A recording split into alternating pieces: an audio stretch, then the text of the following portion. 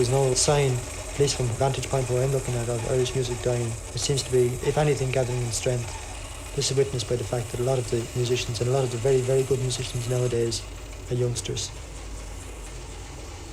I know that I couldn't hold my own against some of the youngsters playing pipes, and that's a great thing to see.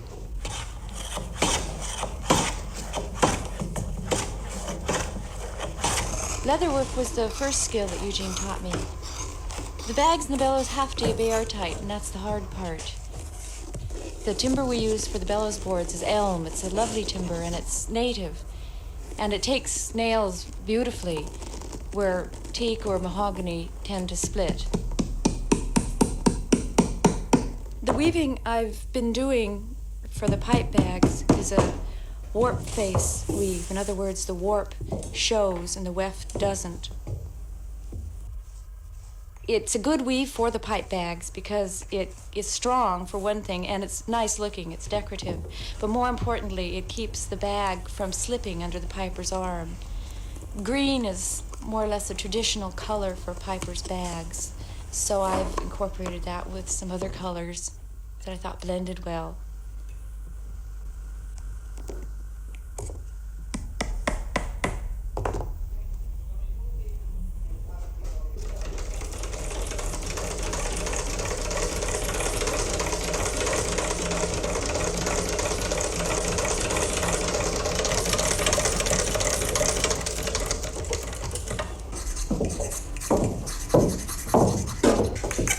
There you go.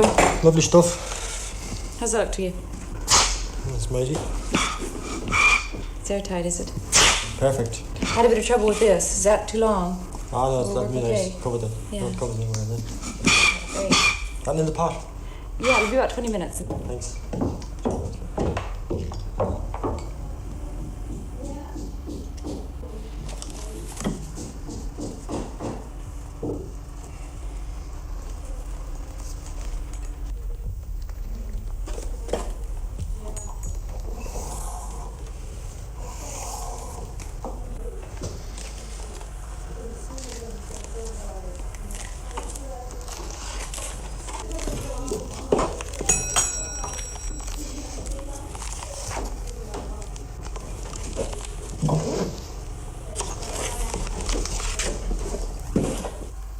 The last key is fitted to the bass regulator.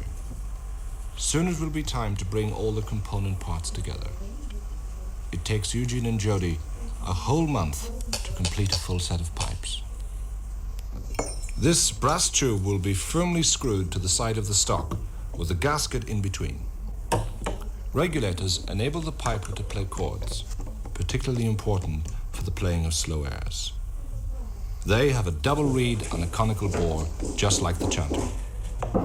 Okay. Yeah, that's nice enough, yeah.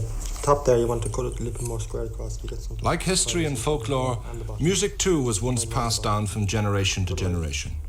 Conscious of the serious rupturing of that tradition in this century, Eugene takes a particular pleasure in the interest of his son Uilleann. What's that here when you're putting it? It's a tenor regulator. What's that? Baritone regulator.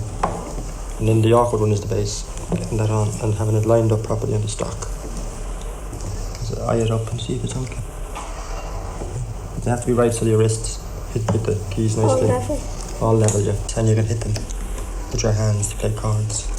How do you seal that from there, leaking out from there? I have to put a leather gasket on the inside of it when I get it marked, and that's what I'm doing now. Are they all different lengths, so they're all together like that so you can hit them? That's right, yeah. So you'll have to line up under your wrist.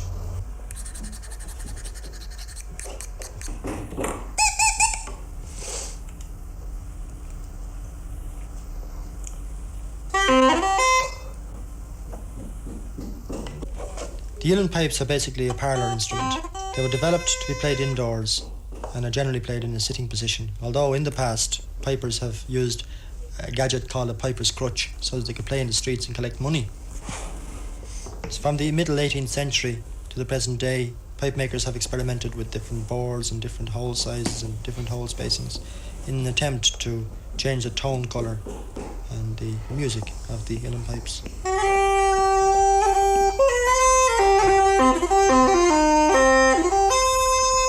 This has resulted in a vast storehouse of information and experimentation, and the present-day pipe maker has a lot of material to draw on if he wants to experiment further.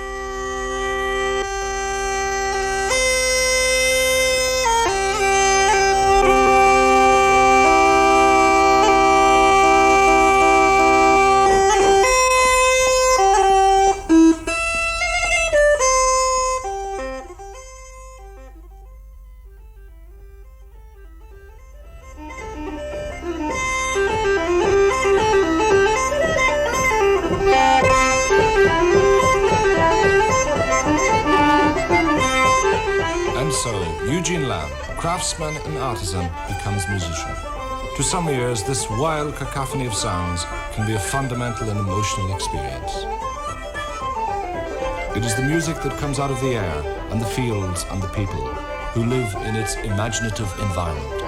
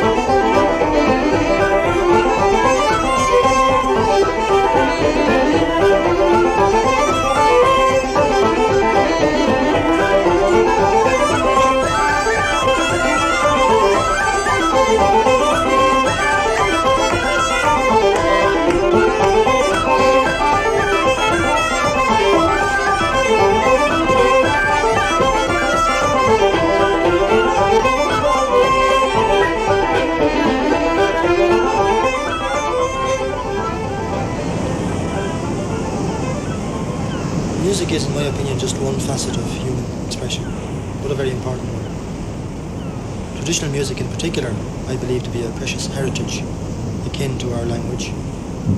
Even more important, it transcends the political and religious divide at home here in Ireland.